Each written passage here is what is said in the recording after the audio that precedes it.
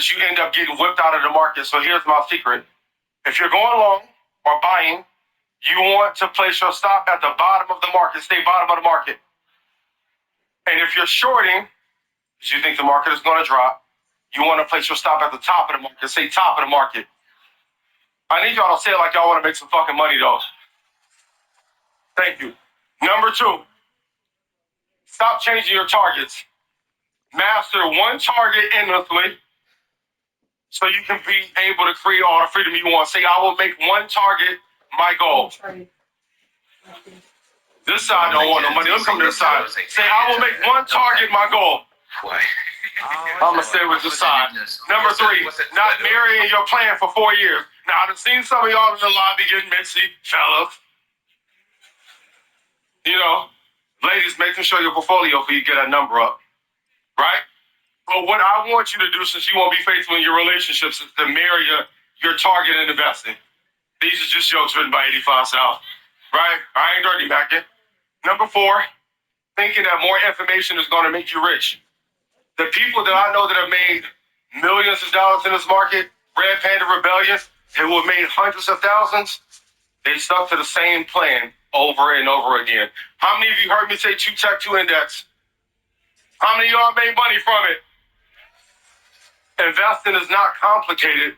For 125 years, they told us investing was hard because they didn't want us to be a part of it. If I made you money, can I get a hell yeah?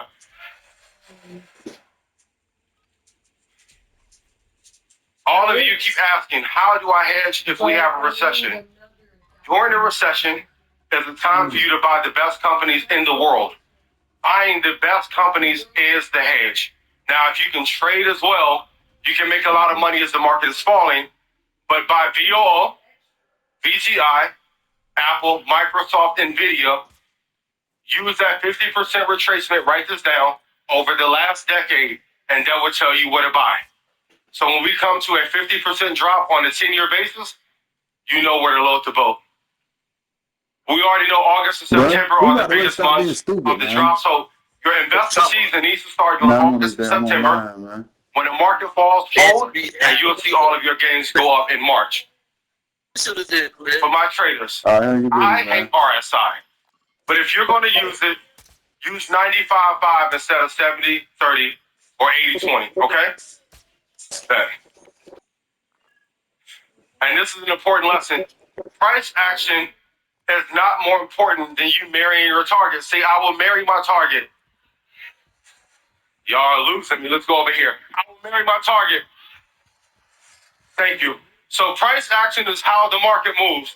But what matters is will you stick to the same price for when to get in and when to get out. If you're up 100% take profit, if you get up to 500% take profit, no matter what. Any of you got in on the video? I love y'all. And notice when it got to 500%, that's when it started to falter and come down.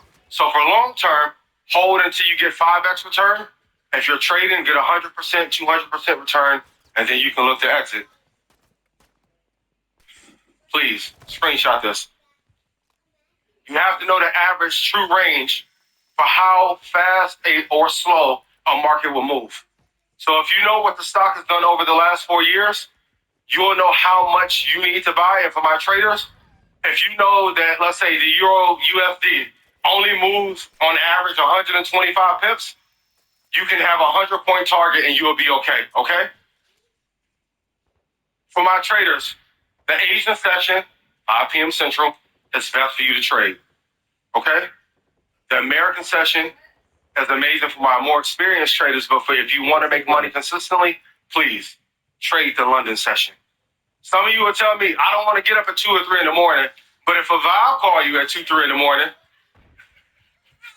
you're going to slide, right? So I want you to be as dedicated to getting your dollars as you want when I get something else, okay? I'm going to keep it clean, my dad here. How to tell the direction of the market. This is my ultimate secret. Please screenshot this.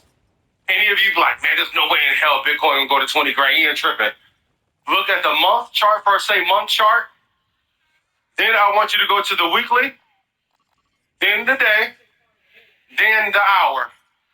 Una hora, say it. Hey, let's go. Right? So when you see the month, the week, the day are all green, that's an indication to buy. If you see the month, week, and day are all red, it means the market is dropping.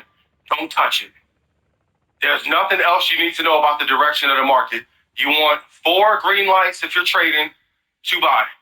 Month, week, day, hour, then you can buy. Say it with me. Month, week, day, hour. Let me come to the money side. Month, week, day, hour. Buy. Month, week, hour, day. Buy. Come on, I need y'all to step it up. What we gonna do? Okay? Some of you keep asking me, how do I know if a stock is going to be a surefire hit? On the institutional side, whatever BlackRock and Vanguard says, shout out to BlackRock, is law. The companies they invest in are law, right? But you have to make sure that they're number 1 or 2 in the industry. But if you want to know which companies are going to be amazing in the future, go to AngelList and Y Combinator. They will tell you the companies of the future that are going to dominate. So when Sam created OpenAI, Y Combinator was his baby where he incubated talent. So when you're seeing the companies that are going to develop that run our lives the next 5 or 6 years, if AngelList is big on them and then BlackRock and Vanguard didn't support them, it's an immediate home run. If BlackRock and Vanguard does not own the asset, I don't want you to touch it. Apple, Microsoft, NVIDIA, all owned by who? BlackRock and Vanguard. Make sense or no? Thank you. And also State Street. These screenshots, please. So if all of these brands are not in love with the company, like Rivian, no slight to them, but all of these 5 companies that run the market did not love them, they did not do incredibly well. Now the VIX is really important. Recently, the VIX went up to 65. Everybody was terrified, right? These are the levels that you need to write on your chart and be aware of. If we go to 65, which we just hit, or 82, if we get to 155, it's going to be hell on earth. So I hope we don't go there. But these 2 levels, here's what I want you to do.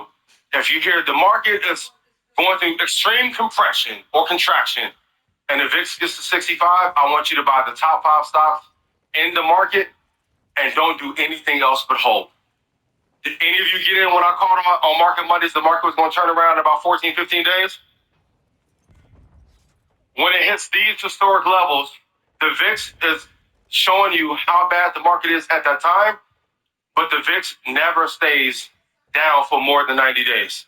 So when I saw it went to 65, that was the time for us to load up. If I made you money, can I get a hell yeah? In real estate investors, big heads up. Don't tell anybody, but I'm going to show you how to get in the real estate game. We're going into a recession. Seriously, this is going to be the biggest opportunity. Went to 65, that was the time for us to load up. If I made you money, can I get a hell yeah? What did you just press Okay. the button? Round of applause. Round of applause. Very Crazy part, I'm gonna figure out how to get a stage for the show. Cause the little demure sit down vibe is cool, but when I get to walk around, ooh. Oh yeah, the Boy. it needs to be turned on. Hey, wait, talk about preparation, man. How long did it take you to prepare for that moment? And no bullshit, probably 6 months. Cause I remember when I first said, hey, I want to do multiple days of the show, I was like, for real? Like, yup.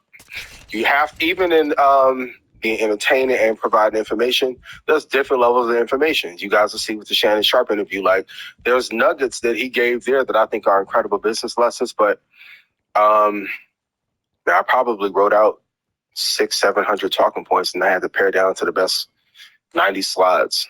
So it's some stuff I never talked about before. Shout out to Stock Club. We went over volume profile last night. Like, I have to get in my bag because I know what people say. Oh, y'all doing blackout. Okay.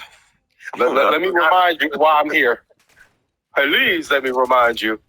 That was excellent, excellent presentation. As I said, something that everybody that I spoke to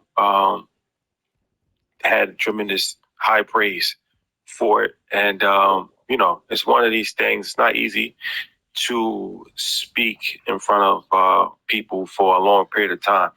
That's difficult to do. So to have a presentation, like I said, to go 45, 50 minutes is an underrated achievement within itself because most people are on panels. That's easier.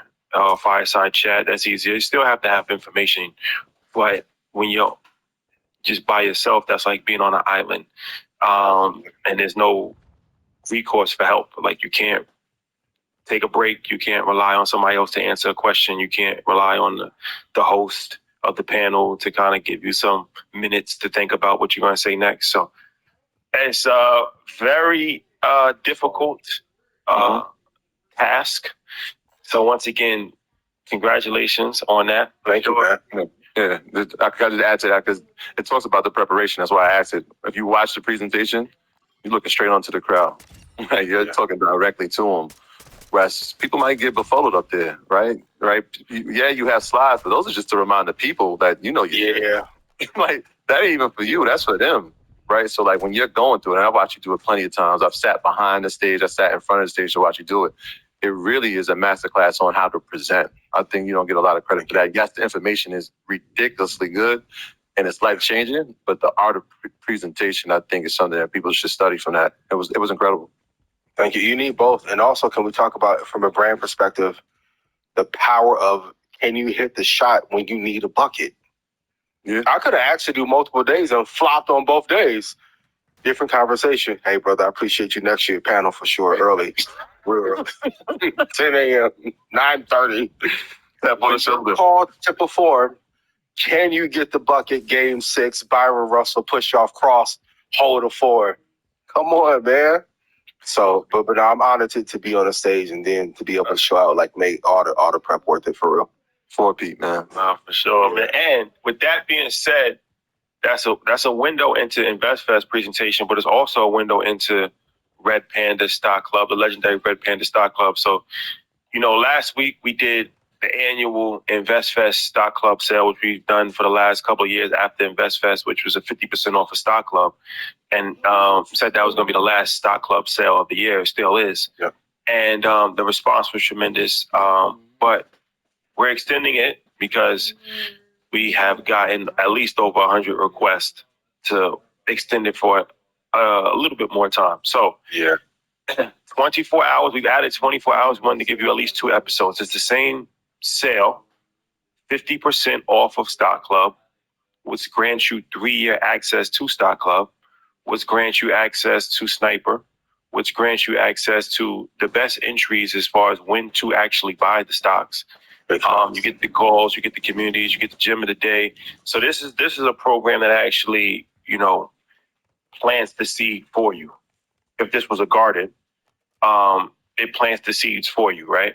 So now we can tell you to buy Eli Lilly, but in Stock Club, they'll say, okay, Eli Lilly, look at it when it turns 750. That might happen in the next 8 weeks or so. Using that as an example. And that makes a tremendous difference, especially if you're trading, if you're doing on the option side or future side. But even if you're long-term investing, it's always better to know when to actually buy. And we give prices on Market Mondays, but it's hard to give 100 prices on Market Mondays or 25 prices on Market Mondays. So this gives an assortment of different prices of entries to when to buy, along with other things, along with education, along with community, along with the Sniper program, which actually helps you, develop trading skills if you want to be a trader. So this is high-level education, and this is 50% off sale that we have extended 1 week to today. So you have 24 hours to take advantage of this, and you can take advantage of it by going to ianinvest.com. ianinvest.com. There's no promo code needed. There's nothing. You just go to ianinvest.com. Within 24 hours, if you are waiting, this is the last. This is it. Yep, it's the last one, I promise. Yeah, I know yo, Black Friday is coming back. Black Friday, I'm going to be in Mexico. Promise you. Final call. I promise you. This is the final call. So go to ianinvest.com if you're interested. And once again, thank you to all the InvestFest volunteers. You guys were tremendous and did a great job as far as, really helping the whole situation run smoothly. And shout out to everybody that came to InvestFest. And, everybody that spoke on panels, everybody that participated, and everybody that didn't participate but still came Shout out to Chris Sane. I seen he was there. I saw a bunch of people that were not necessarily on this year's set, and we rotate. So there's always the opportunity to be on InvestFest, but even that, it's just, I thought it was dope to just see a lot of people come, support, and just connect with their audience, because they have supporters and they have people that follow them that, are excited to see them in person. So shout out to all of the creators, and shout out to everybody that didn't come. If you didn't come, you probably No, what he was gonna say is that you can get the replay. Great scream, boy. That's what Boy he was going gonna- downhill scream. Yes, of course. That's what he Thank you. does. Sometimes you work together so long, you finish each other's sentences. So Got you. Partnership. Real time. Yes. yeah, Now, Blackout, hey, my boy, I'm with you. Let me get my energy up. Let me give you a little bit. But Blackout, thank you. Yes. We appreciate y'all. Yep. yes. We're going to remain dignified. Ooh, I'm going to be on Michelle Obama about when they go low, we go nuclear. What she say? I said, Do something. Michelle ain't playing no more. Okay. Do something. Okay. Yeah. Far from over. Oh, but here's a good lesson. If you were not able to present at InvestFest or you were not able to participate, I would write my presentation now and send it in. Now that there's some downtime, put some fire together. Don't wait till next July. It's too late. Yeah. I would do it now. The work is happening now. Absolutely. The work is happening now. Mm-hmm. It's crazy to think about, but yeah, it's happening now. facts. I'll come in on an elephant next year, yo. I'll do what tigers and stuff. Ooh. Come on. Come on. All right. You gonna put a master class together, or y'all like how y'all put your outfits together? I'm so glad I prepared, because boy, y'all. And Steve, Ellie, what's up? I saw the replay. I said Steve had on a gator jacket, yo. With the boots. That was different. In a jacket with the boots. Yeah, and he's been. I mean, every time we see him, he just looks more healthier. But this time, I feel like he might have lost a little bit more weight, man. Yeah. Shout out to Jim. I saw Jim Jones yesterday. He had the Uchi bucket on. Have you been following that? Of course, yeah. I told you, I was going to look like He got, he got a new one, or the same black one he had bought from the Nah, it was tan. It was tan. Oh, that's a new one. That's a new one. He had the Uchi bucket on. But The first one was black. you know what I respect about that? Because he's making a statement, actually. He's kind of making a statement with this. Like, he's showing y'all, like, yo, it don't even matter. Like, y'all made a mockery of this high fashion so much. Fuck it, I'm just buy a bootleg shit from Canal. And y'all not going to say nothing, and I'm going to rock it, and it's going to be all good. And then it's like, and like, I seen him with it on. And because he was fresh, he had like a polo rugby type thing. And he had the Uchi bucket. Somebody was like, yo, you got the Uchi? He's like, yeah, you know it. And I'm like, you know what, man? Jury phenomenal, too. I mean, he's looking at it like he done did it so long. Like, what could you say to him? He done did this thing so long. Yeah.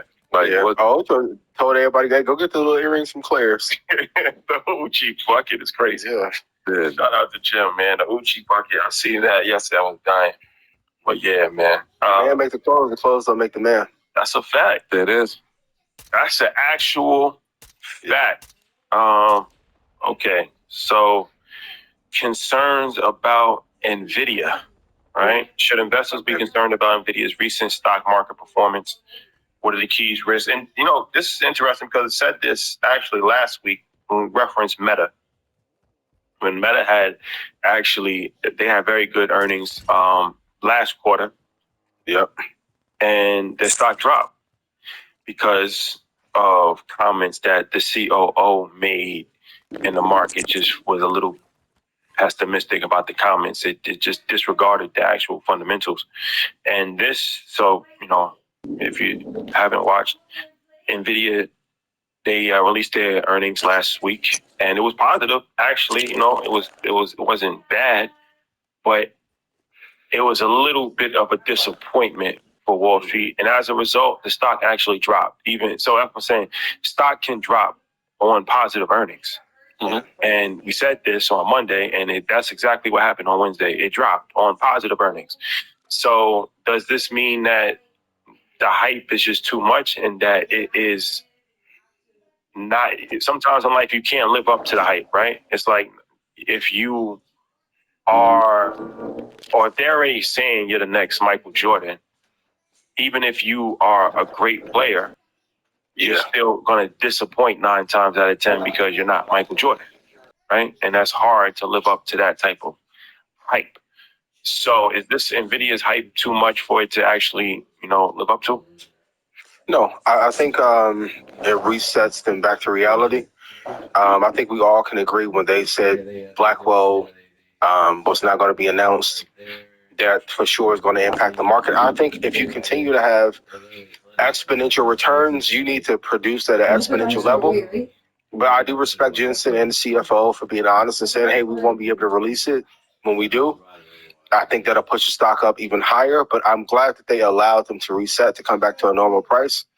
They bought back a lot of shares, so they're going to give up that lead? No.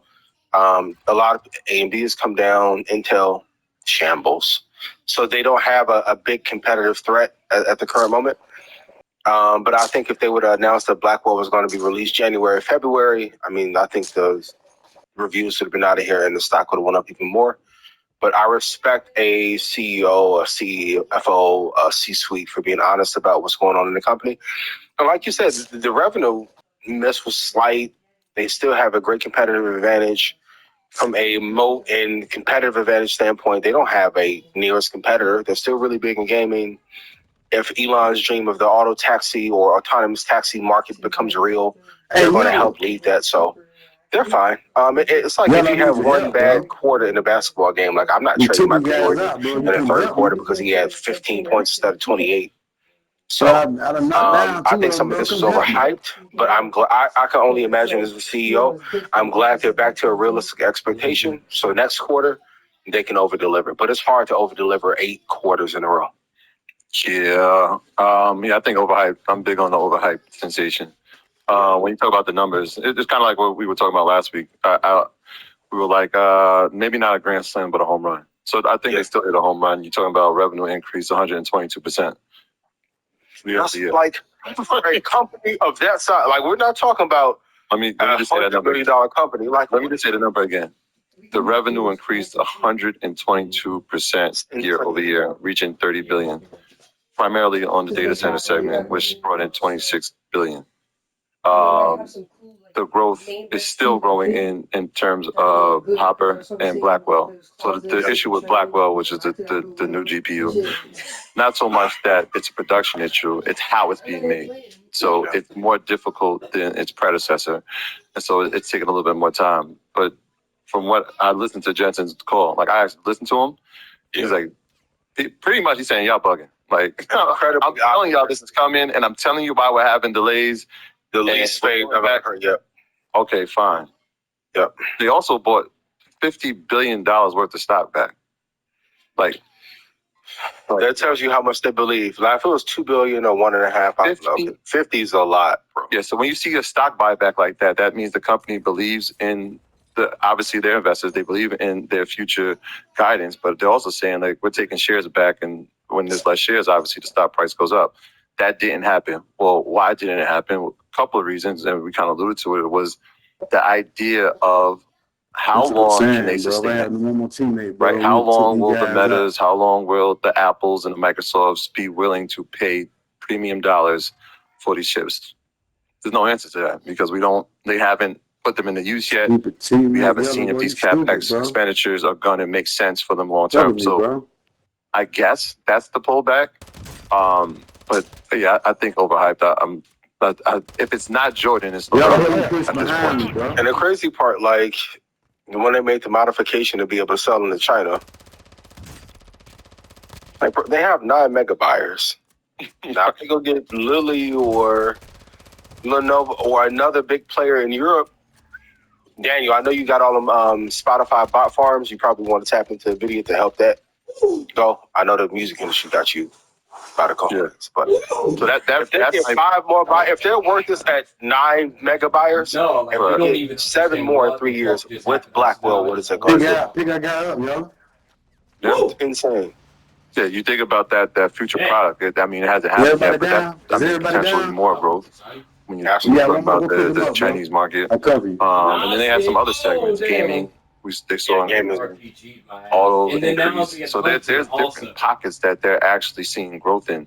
It was interesting, like you said. Don't We pick were, the I guy think it that's was the clean last out, quarter when we bro, 'cause watched you got Meta one pull more back teammate still after just alive, bro. meeting every revenue model. He over This there, is he part just of popped it. the This is part UAV. of it. But like I said, either way, you're gonna look at Thursday and say, yes, I'm happy I'm in Nvidia, or Nah, I hey, just it saw the pulled back a move little all bit by more to a myself, point bro. where I can grab some more shares. I don't think you lose either way. When like is it I got a text, a couple of texts like, is this the low the vote number? And I'm like, nah. But somebody caught one of our gems when we were talking about it previously, when we called 107, they're like, well, what's the next target? And I was like, does it start with a 9? And the next target for me was 97. And obviously it hit there, but yeah, it goes down to 119, 117. Not gonna lose take over. And the crazy part, they haven't even expanded to business to government or national education. Like, they have some big targets on the, like, once again, they have Nah, 9 we still got a teammate mega alive, bro. buyers. Where your teammate at? And if they add 3, that'll push him up into the 230s, 240. Like, yeah, I think you'll be on the wrong side of history to not be in favor of the stock over the. Bro, you guys suck, bro. I'll open it up to both of you guys myself, bro. and try to bring this out with you, Sniping and everything. just from an eye Yeah, no standpoint teammates of still viewing alive. it.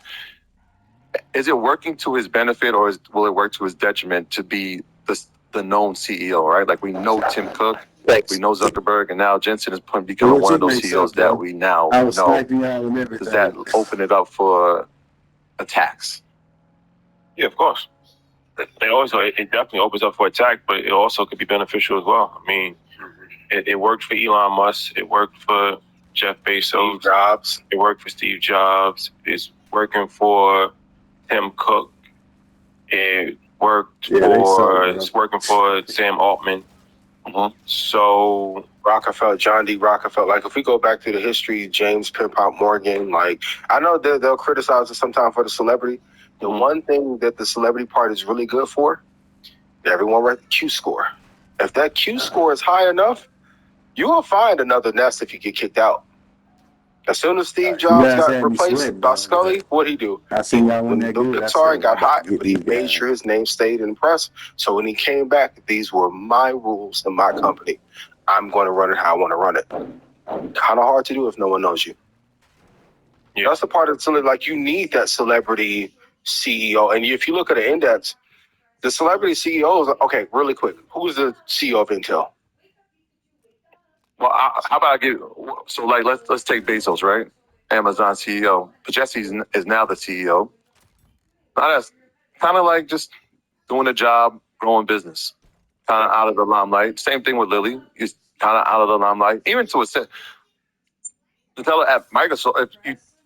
He's done interviews. Quieter, right? So I'm just there's 2 distinctive type of CEOs. I'm just appreciate it, right? Because I could see as Jensen, he's becoming a superstar. He's becoming a He's star. becoming a household name. The leather jacket, the signing the movies. Bro, Like, see, that's the part that, like, once he did that, and he went WWF Shawn Michaels, I said, boy, you done went too far. And we'd all been there. the movie sign. I prefer my CEO to not be signing nobody titties at a convention. well, most of the largest companies in American history have always had a superstar CEO. Absolutely. Especially in the last 20 years. If you look at Microsoft, they had Bill Gates. If you look at Apple, they had Tim Cook. They had Steve Jobs. Steve Jobs. If you look at Tesla, they have Elon Musk. If you look at Amazon, they have Jeff Bezos. Michael Dell from Dell Computers. The only one, maybe Google, the CEOs aren't as well, and they haven't really, put themselves out there as other former people that I just named. But most of the top 5 companies, if you look at Meta, you have Mark Zuckerberg. Most of the top 5 companies have had superstar CEOs. Yep. Like 90%. So it's inevitable. It's just inevitable. But one of the things I talked about on stage at InvestFest, character of the founder or CEO. I don't think Jensen has a character issue, but I do like if my CEO is public facing, have impeccable character. You see that with Satya. You see it with Tim Cook. You've seen it with even at Google with Sergey. Like very little scandals, very little issues. So Zuckerberg, very little scandals, right?